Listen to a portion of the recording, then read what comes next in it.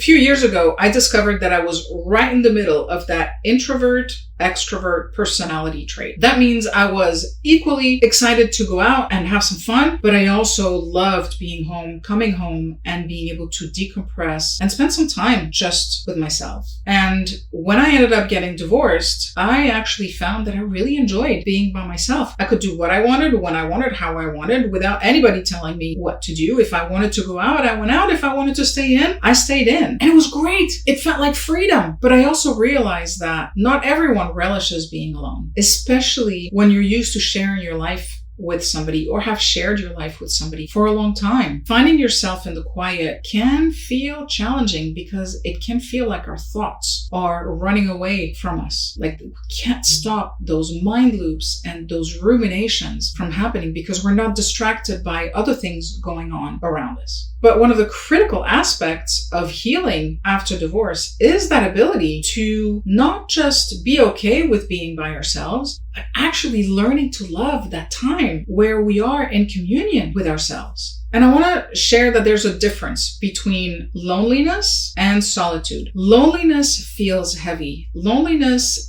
feels almost like an emotional void that we feel we need to fill. It feels like maybe there's something missing. And it might give us a feeling of that we've done something wrong or that we're being punished. On the flip side, solitude is about peace, calm.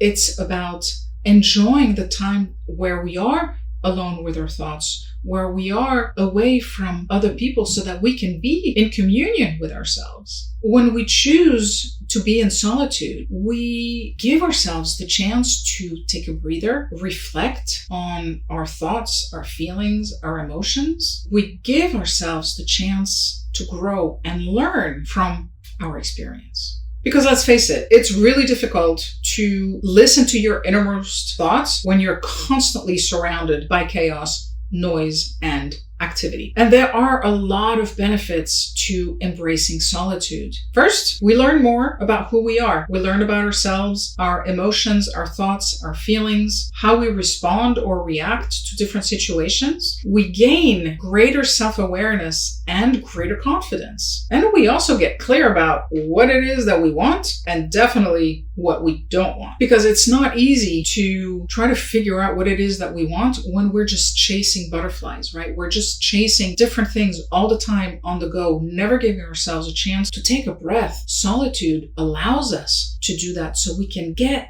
that understanding and that awareness of who we are so that we can make a decision whether or not this is a person we like or if there are things that we might want to change. Being in solitude also gives us the room to manage that transition from our old life to our new life. We have the opportunity to create new routines, new rituals, new traditions, which are going to help us to live the life that we actually want to live. We get to decide. We get to say, this is how I want to build my life. And we get to do that. It's incredibly empowering. You know, maybe you never had time to go to the gym. Maybe now you do. Maybe now you make that a part of the new you. When we're alone with ourselves, when we allow ourselves to be alone and we don't try to run away from that, we reconnect with our true selves, with our authentic selves. And we even have the opportunity to reconnect or to remember things that we used to love that we haven't done in a while. We maybe forgot about different passions that we ended up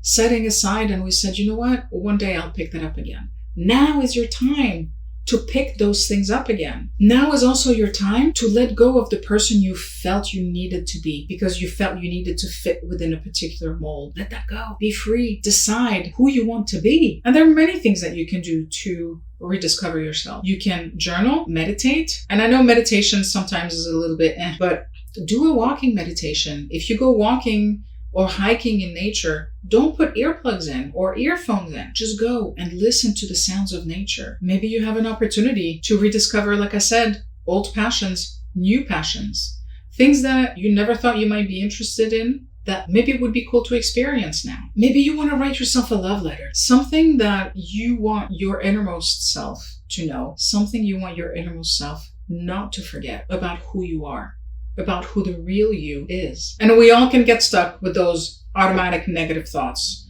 what Dr. Daniel Amen calls the ants. And there's a very quick process that can help you to get yourself out of that really quickly. And I want to share that right now. And it's a process that really has 5 questions. And the first question is this: is it true? Is the thought that I'm having true? Question number 2: is it absolutely 100% unequivocally true? Number 3, how do you feel when you have this thought? What emotions come up?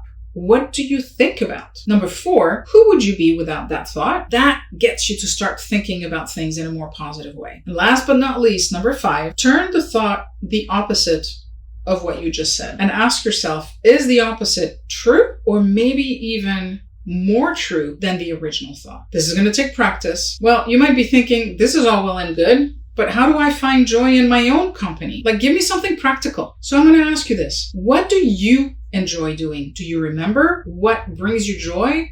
What makes you come alive? What puts a smile on your face? Simple. Do more of that. You don't have to do the things that you don't want to do. You never had to do the things you didn't want to do, but especially so now that you're on your own. And there are different things that you can do, right? Maybe you want to create a cozy, safe space at home. Think big reading chair with a side table, with a cup of tea, with a nice lamp to shine down on your book. Really do the things that are going to make you happy, that are going to make you come alive, and that are going to make you want to release the negative emotions that you might be tempted to hold on to. But be careful. There's a difference between embracing solitude and isolating yourself from the world. There is a lot of value in spending time alone, just as much as there is in spending time with other people. But the last thing you want to do is shut the outside world. So maybe joining a divorce group is something that would be beneficial, or going to meetups where you can meet other women who are also struggling with divorce or going through a divorce, and coming together so you can build each other up, so you can support each other, so you can grow together. Just make sure it doesn't turn into like a gigantic bitch fest, because that doesn't help anyone. And look, if you're really struggling with those feelings of loneliness, or you feel your mental health is suffering, ask for help. Talk to a therapist, a psychologist, a psychiatrist, whatever it takes to get you back in a good place mentally. There's no shame. Sometimes we need a little help, and maybe that little help is what you need so that you can embrace solitude when you're ready.